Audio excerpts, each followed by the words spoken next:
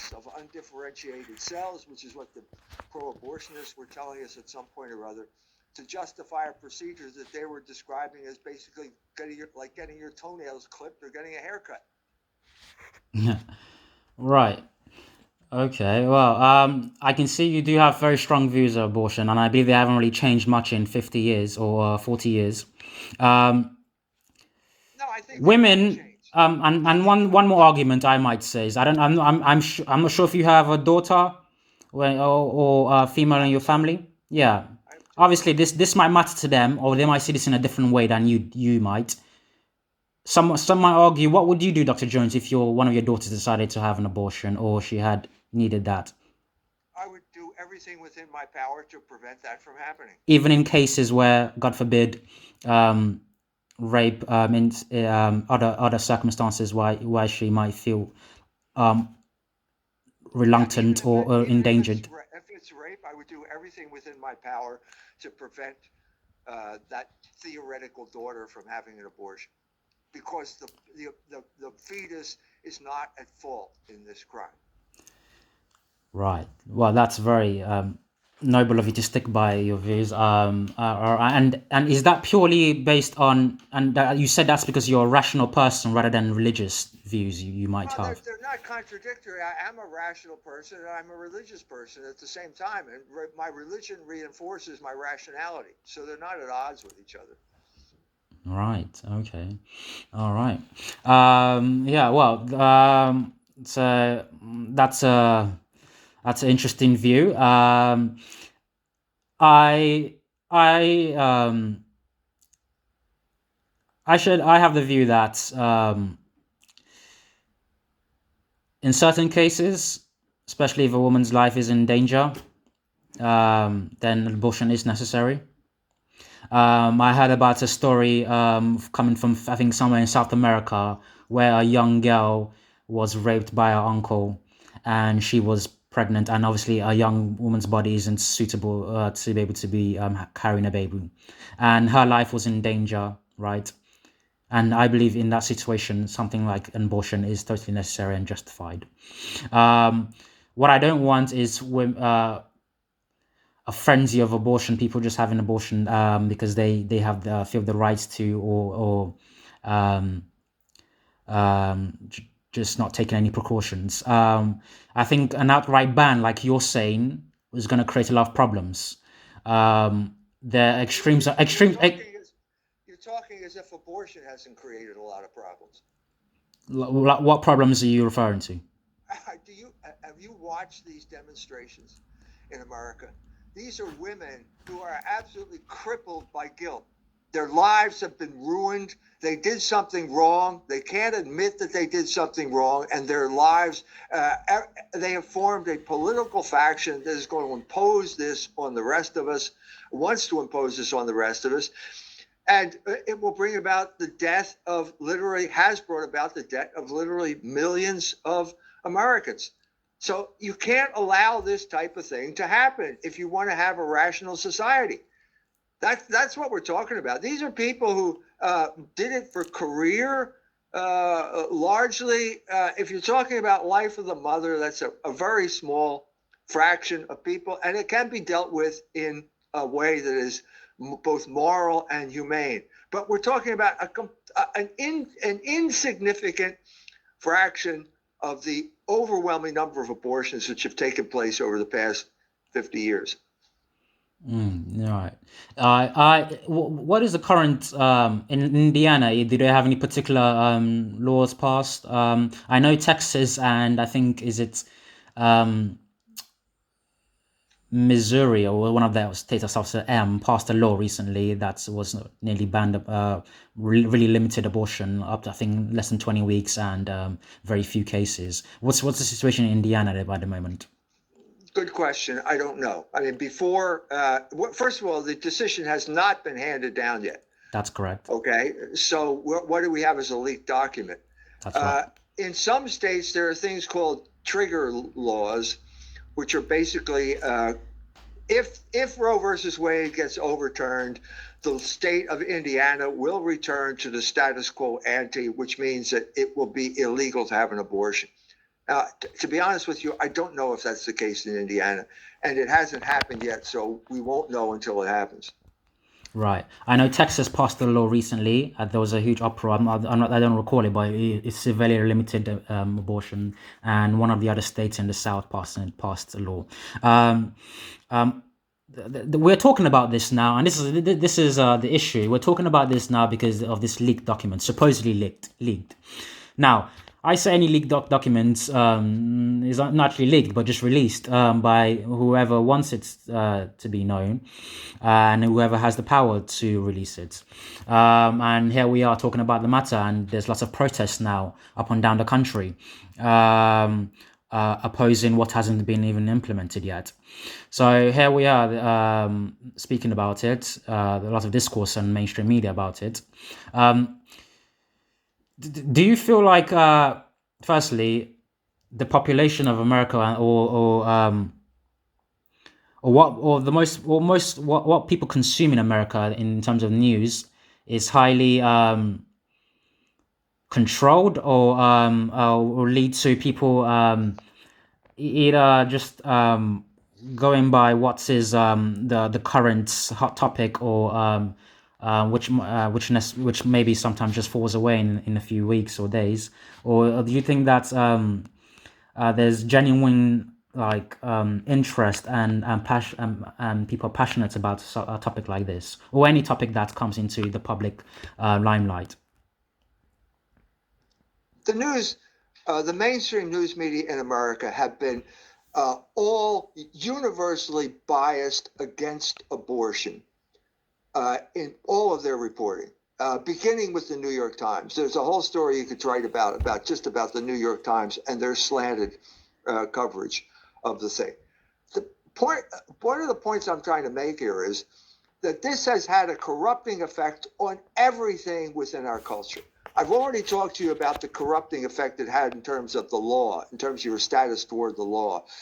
It also had a corrupting effect on the press, because the press simply has lost any notion that they are to give some type of objective, truthful account of what's going on. That is not happening. That does not happen anymore. And the best example I can give of that right now is the coverage on the Ukraine, on the war in Ukraine. It is 100% pure propaganda. That's all it is. I don't care where you look, any of the mainstream outlets, it's all pure propaganda. Really, we're going to come. That's one of the legacy. That's the legacy of the corruption of the press that took place because of Roe versus Wade. Right, really. Well, you speak about Ukraine. We're going to move on to Ukraine in a second, and other international affairs going on right now. So this segment has been about abortion, and you've touched on the media's control and miscommunication. All right. We'll leave the topic of abortion and health rights for a second, and we'll move on to why you just mentioned or claimed that the coverage of the Ukraine crisis has been biased, or Yes. In what way? Please explain, please, Ravi. Well, in what way? It's nothing but nonstop lies. Actually, in this regard, the British papers are absolutely worse. They are much worse than the papers in the United States of America. The Daily Mail is a classic example of what I'm talking about. Okay, so they begin with one article of false information after another. The war stories begin. 3 grannies in yoga pants stop column of Russian armor. Really, I didn't see that. I didn't see that one. Well, you'll have to go back and look it up. It's my kind of summation of all of these articles, the gist of all of these articles. So this is the way it started. The reporting was all that the Ukrainians are winning. The Russians blundered into a situation. The soldiers are defecting. There's going to be an uprising in Russia. This is all pure fantasy. None of this ever happened. at the same time they were saying this, Russia has done nothing. First of all, Russia won the war within the first 2 weeks by completely destroying, taking air control, air superiority, and destroying any type of logistic coordination among the Ukrainian army. At that point, they started to encircle certain areas in the east because their goal is basically to take these and bring these primarily Russian-speaking areas back under Russian control. Okay, and that's what they've been doing. They've been taking their time, and they have not been engaging in the type of war crimes that America and Britain traditionally use as part of their foreign policy, as part of their way of waging war. Really? How And can I'm you talking verify about- that? How are you sure about that? Have you ever heard of World War II? Yes, yeah. Okay. You heard the strategy. Have you ever heard about what happened to Dresden during World War II? Oh yeah, it was bombed out of the map. Firebombing. Yeah. Firebombing. Same thing happened to Hamburg. These are war crimes because they deliberately targeted civilian populations. Yeah. Okay, this is precisely what the Russians are not doing.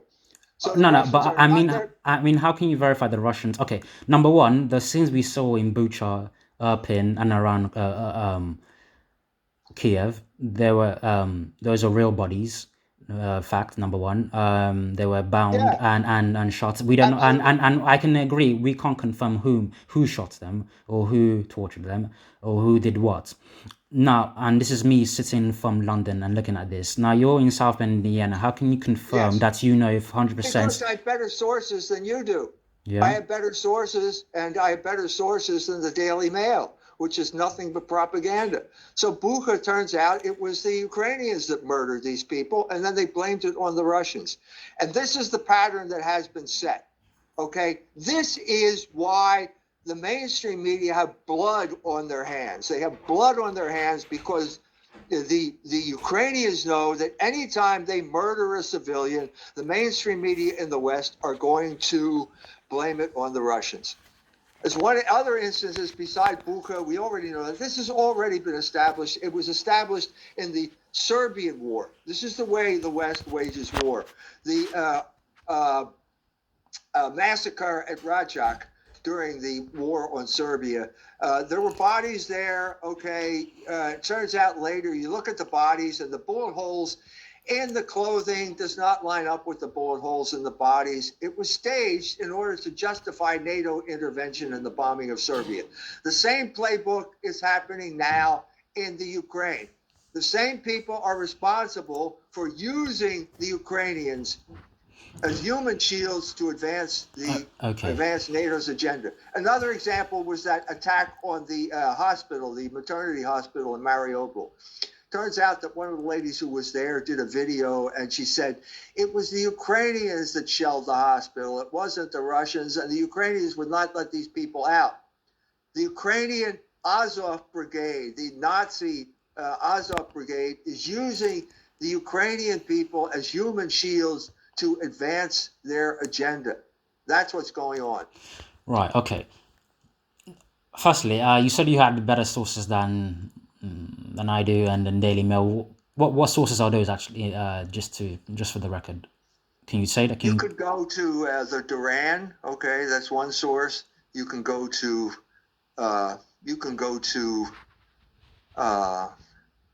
the Saker, another source, and they have links to other sources.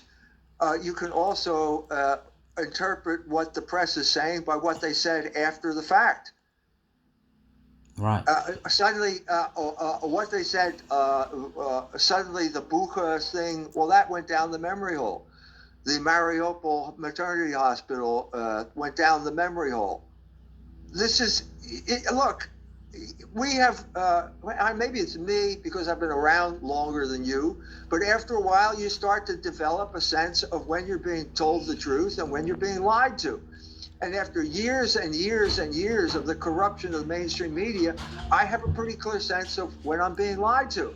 I know what happened about the war in Iraq. Remember, you're too young to remember this. You probably weren't even born at that time. Yeah, I was But the actually. war Yeah, but go on. Yeah. the war in Iraq was justified because they had weapons of mass Yeah, yeah, destruction. yeah. It Remember was a that? lie. Well, Yeah, yeah, they didn't have weapons of mass destruction. yeah.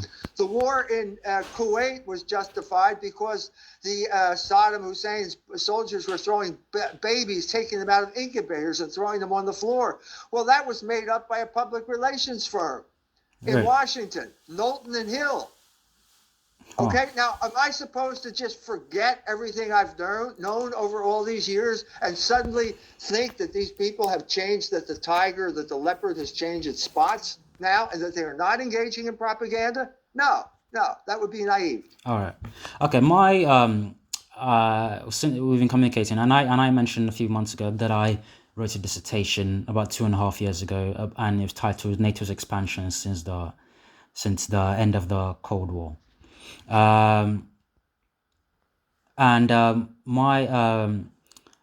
The reception I received was that some aspect of my work was Russian propaganda, or I was a Russian sympathizer.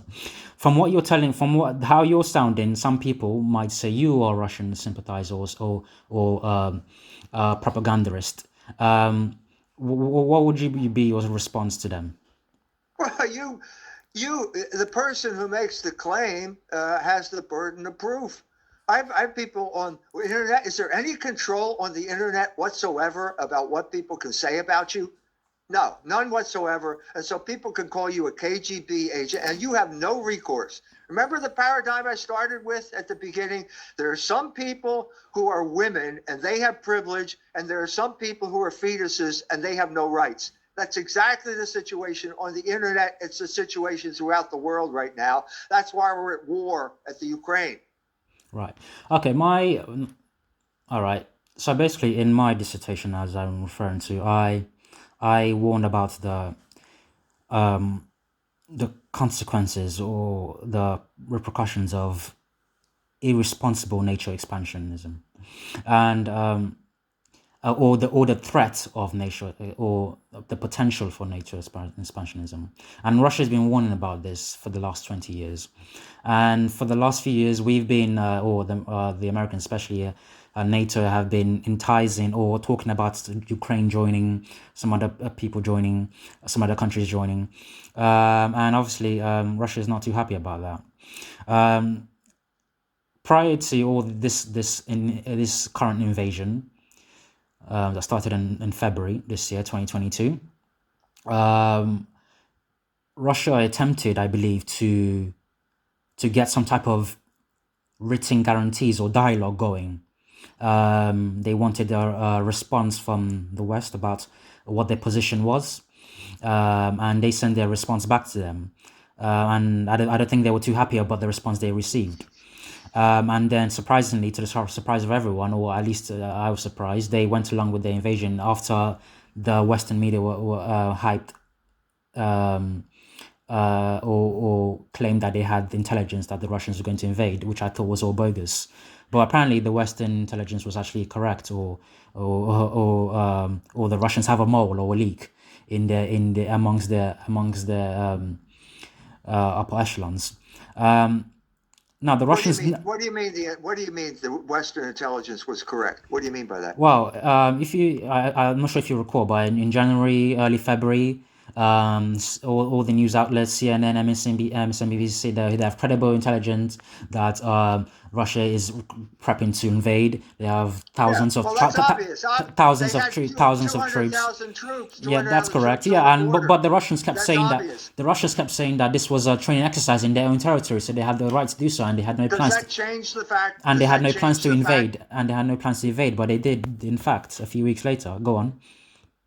Does that change the fact that NATO is the aggressor in this war, and that Victoria Nuland spent $5 billion to weaponize these Azov brigades, overthrew the government in 2014, and put a puppet regime in place? Does any of this change that fact? Does it change the fact that the Russians were